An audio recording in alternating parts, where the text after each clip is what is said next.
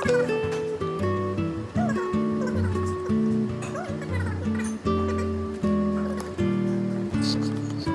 guys! Welcome back for another free time vlog. Hopefully gumagana tong mic ko. Kasi nagpalit na nga ako ng iPhone, di ba? So, ang iPhone ko ngayon is iPhone 16 Pro Max, 1TB. Ang ano nito, ang socket nito is Type-C. Hindi na siya kamukha nung iPhone 13 ko nung nakaraan. Ano siya? Lightning yun, Lightning socket. So, ang ginagamit ko ngayong mic is for Android, which is Type-C. Dahil hindi na nga fit yung Lightning na mic. So, ewan ko kung gagawin ko sa mga yung dalawa pa naman din yan. Anyway, for today's vlog, tayo ay kumain. Nagutom ako at nag-crave ako ng syempre ano pa, Unli Wings. Yay! Ayan. So, kumain ako. Sa harap lang po ng barangay namin to, may San Isidro. So, Wingko ang pangalan niya. So, another Unli Wings. Galing ako ng bangko, nagbangko ako. And then, naisipan kong kumain. After ko magbangko. Ayan. So, muni-muni, habang hinihintay yung order. So, walang tatalo sa Kenny Wings. Kaso, unfortunately, yung Kenny Wings, Unli Wings, wala na. Sinarado na siya. Pinilitan na siya ng coffee shop. So, dito ako kumain sa Wingko. Sa Kenny Wings, ang serving nila doon, maliit na tray. Tapos maraming chicken. So, siguro sa isang order, 6 yung serving nila. 6 na, pag sinabi kong 6, 2 piece kada isa. Kasi merong maliit na drumlets. Tapos yung pakpak. Pero magkasama talaga yun ang pakpak eh. Baga pinutol lang. So, 6 na ganon ang serving sa Kenny Wings. Dito sa Wingko, ang serving nila 4 lang. So, konti lang. Pero syempre, Unli Wings, unlimited naman yan. So, pwede naman kayo umorder ulit. Kumuha ulit. Naisip ko tuloy, parang gusto kong kumain na. Gusto kong kumain ulit ng Unli Wings. Ayan. So, naghintay ako dyan. Ginawang magazine yung menu. Tinitignan ko ano yung mga iba pang ano. Yung in-order ko, ang pinili kong order ko dyan is may kasamang pizza pero hindi na ako nagpizza. Tapos meron din siyang kasamang pasta. Marami silang flavor ng pasta. Ang pinili ko dyan is sardines yata. Hindi siya masarap guys. dry type siya. Dry type na pasta. Nakita nyo, medyo mainit-init pa yan, no? Yan. So, dry type na pasta. Tapos, hindi mo malalasahan yung sardines. Wala siyang lasa. Maalat lang na konti.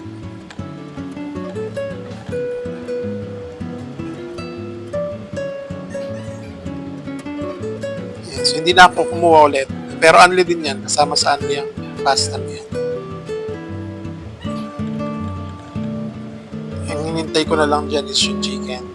Dalawang order lang yata ako dyan.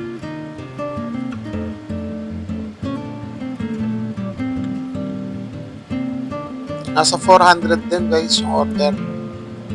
So mas mura yung sa Kenny Wings at saka yung sa yung sa San Agustin Show Wings. Mas mura yun. 359 yata yung sa Show Wings. Same with Kenny Wings. Dito sa Wingko, nasa 400. 399 to be exact. Bilis oh. Pero tanggutom no? So nakatingin ako sa daan kasi ang gusto kong nakatingin sa daan pag minsan di ba? Sa may MacArthur Highway, dumadaan yung mga kotse. Yan, so pasensya na kayo guys kasi itong video na to anong tawag doon? Naka fast forward, anong term na ginagamit na? Ano ba yan? Puro pang matanda na kasi ako guys, makakalimutin na ako. Ayun, so yung play niya mabilis.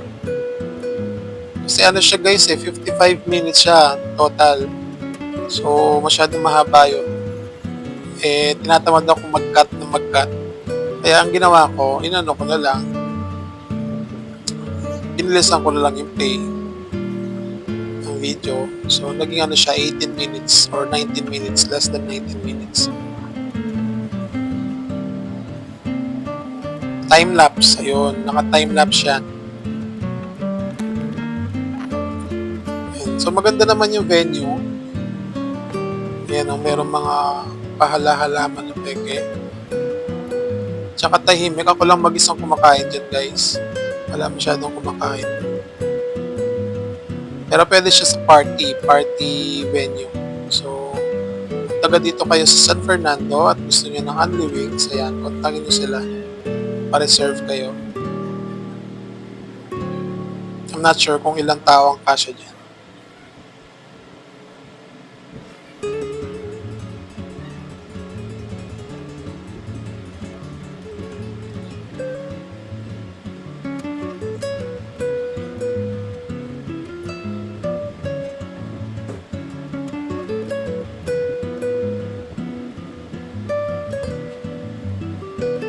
Ayun, ano pa bang kwento ko? Wala na akong makwento. Kasama yung drinks dyan guys, unlimited drinks. Iced tea. Blue yata yun or red, I'm not sure. Kalahati pa lang ako, naubusan na akong ikwento guys. Medyo matagal yung yung serving nila, no? Niluluto pa kasi, since wala masyadong tao, I'm pretty sure hindi sila nakaluto kagad. Kumbaga, niluluto pa talaga. Kumbaga, freshly cooked.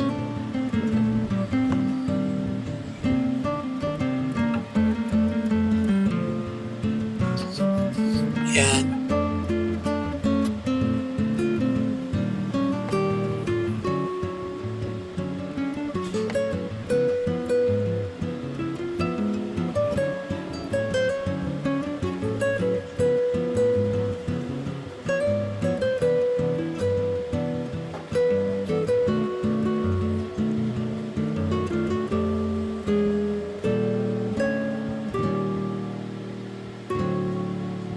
Tagal nga. Ano ba yan? Anyway guys, ipa-plug ko lang yung aking 2 additional channels. Meron akong Pluma at Papel, kung saan currently ang mga ina-upload ko doon is stories, novels, like Noli Me Tangere. Currently, Noli Me Tangere pa lang. Hindi ko pa natatapos yung buong Noli Me Tangere. Ang next after kong i-upload doon is, after ng Noli Me Tangere would be El Filibusterismo, syempre. Then after El Filibusterismo would be Ibong Adarna. And then another one is Florente at Laura. Pag natapos na, ang dami kong planong i-upload doon, no? Yung lahat yun i-upload ko, gagawin ko ng content. And then pag natapos na lahat yun, it would be stories of heroes in the Philippines, mga bayani sa Pilipinas. And then another one is presidents. Kwento ng mga president sa Pilipinas. Ayan. So, ang dami, no? Nakaabang lahat yan, guys. Hindi ako mauubusan ng content doon. So, panoorin nyo na. Educational yon. Again, the name is Pluma at Papel Official. Madali lang naman siyang i-search. Type in Pluma at Papel Official. Lalabas kagad yan sa YouTube. And then, the third channel is, storytelling din. Educational vlog din. But the name of the vlog is Aklat ng Kayumanggi. Doon naman is Legends of the Philippines, mga alamat at mga kwentong bayan sa Pilipinas. Ayan. So, watch nyo yun. Hindi rin ako maubusan ng content doon kasi madami guys. Na-research ko na yung mga title. Sobrang dami. Sobrang dami ng titles. So mga alamat siya sa Pilipinas, sobrang dami niyan. Gagawin ko ng content kahit yun. And then, I'm not sure kung makakayanan kong ipagdugtong-dugtongin yung mga kwentong yon, mga legends. Parang MCU style. Di ba yung mga Spider-Man, mga ano tawag ito? Yung Spider-Man, Iron Man, Captain America, tapos pinagdugtong-dugtong nila, di ba pinagsama-sama nila. Yung parang ganun. In the future, gagawin kong ganun. Yung mga kwento ng alamat at saka mga kwentong bayan. So, supportahan niyo ako again. aklat ng kayumanggi, at saka pluma at papel. Ayan. So, pinapamonetize ko na sila. Ang pluma at papel, yun ang nauna kasi. So, second yun, matagal ko na siyang matagal ko na siyang tawag to. Matagal ko na siyang inaasikaso for monetization. Ang target ko is by January next year. December na tayo ngayon, so January next year. Siguro sa mid-January, monetize na siya. And then, after ko ma-monetize yung pluma at papel, focus na ako sa aklat ng kayumanggi. So, help me out guys. Subscribe kayo doon. Ayan, lumalamon na tayo guys. Hindi ko napansin kung pinakita ko yung chicken. 4 na lang. Ayan, ang sarap guys. Oh. Eh, parang kakain ako mamaya. Tapos dito sa vlog ko, Dave Free Time Vlog, Dave B Free Time Vlog. Mga ina-upload ko na lang ngayon, puro eat out. Restaurant eat out, gaya nito, eat out to, tsaka gaming. Mga marathon ng gaming. Hindi ko na natuloy yung mga di ba meron akong content for financial literacy, YT Moods, YouTube Learn, ano pa? Yan, yung mga yan. Financial literacy, YT Moods, saka YouTube Learn. May mga titles pa ako na hindi nagagawa, ang dami pa. Kasi tinatamad akong magkakatak kasi guys Tulad nito, di ba? Nagpo-voice over ako. Sarap guys, oh. Ayan, yung drumstick, little drumstick.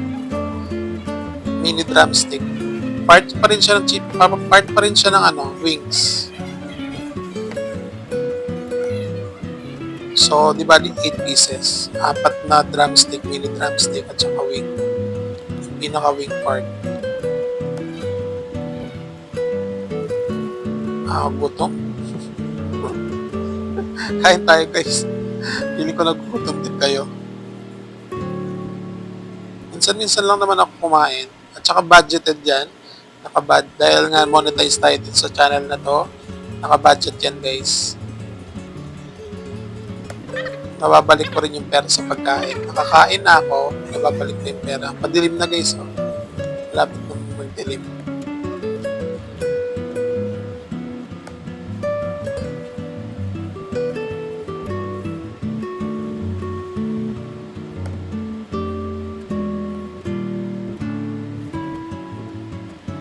Kayo guys, mag-YouTube na rin kayo para yung mga, kahit na anong vlog lang, kahit na anong video lang, pwede na yung 5 minutes, 10 minutes. Ako kasi usual yung target ko is 10 minutes pataas dito sa Dave. Dito sa Dave B Free Time Vlog, ang target ko is 10 minutes pataas talaga. Sa pluma at papel, 10 minutes siya, pero balak kong gawin 5 minutes na lang din. Para part 1, part 2 na lang. Yung sa aklat ng kayumanggi, 5 minutes lang. Less than 5 minutes yung mga videos. Kapag tanto ko, gawin ko na lang din 5 minutes yung yung pluma at papel para alam mo yun, matagal-tagal. Kung may plano kayong mag-vlog, watch nyo yung playlist ko ng YouTube Learn. Ayan, dinidiscuss ko yung iba't ibang mga dapat natin malaman sa pag-vlog sa YouTube.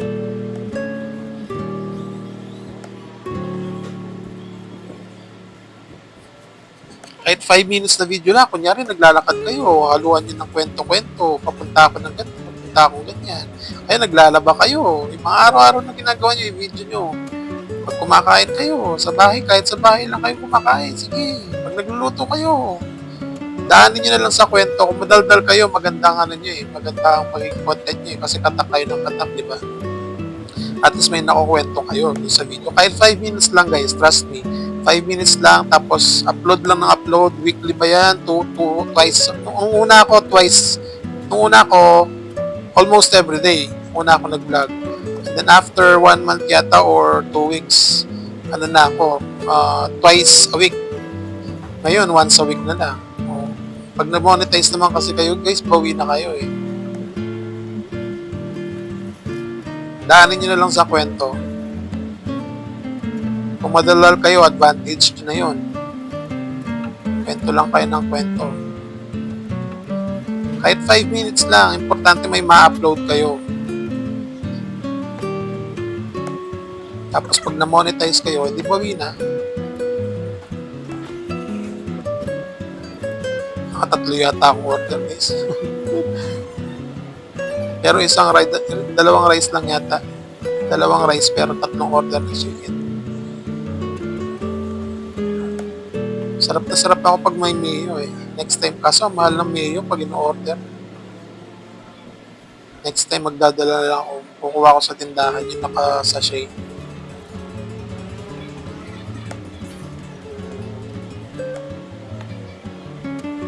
Yung mga pamangkin ko nga, baka turuan ko mag-vlog, guys. Para kahit pa paano kumikita na sila. Lalo na yung isa magka-college na yan. Lapit na siya mag-college. Pero mo yun, 5 minutes lang. Pag na-monetize ka, kumikita ka na, diba? Saan ka pa? Hindi nyo naman kailangan maging sikat o maging trending dito sa YouTube. Pero, okay na rin yun, diba? Plus na rin yun. Kung mag-trending kayo, ibig sabihin, dadami yung subscribers nyo, viewers, likes, engagement. Mga ganun, diba? Pero kung hindi naman kayo mag-trend, hindi naman kayo sumikat, okay na yung matarget nyo lang yung requirements para ma-monetize kayo. Para lang, alam nyo, kumikita kayo. Parang ako, di ba? Hindi naman ako sikat guys. Pero dumadami yung subscribers ko. Tapos meron ako mga comments, meron ako mga likes, ganyan. Pero hindi pa rin ako sikat. Dami sikat yan. Biro mo, kung kamukha niyo si Ivana Alawi, di ba? O 13 million yata yung kay Ivana Alawi subscribers. Laki ng kita na. Nakaka-million siguro yun, guys. Million per month. Hindi naman kailangan ganon. Kahit na ano lang kayo, 1,000, 2,000 subscribers. Mga ganon, pwede na yun. May kita na rin kayo nun, diba? Ayan, so nabusog na ako. Ano na lang inom.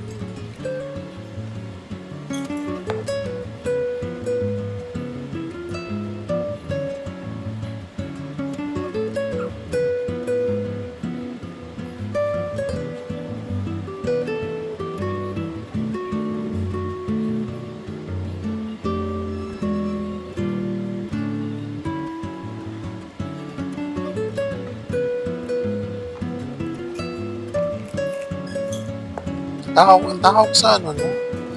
Sa liquid. Malakas ako uminom. Nauubos ko yung isang pitchel. Ayan, patapos na guys. Thank you so much for watching. Bye!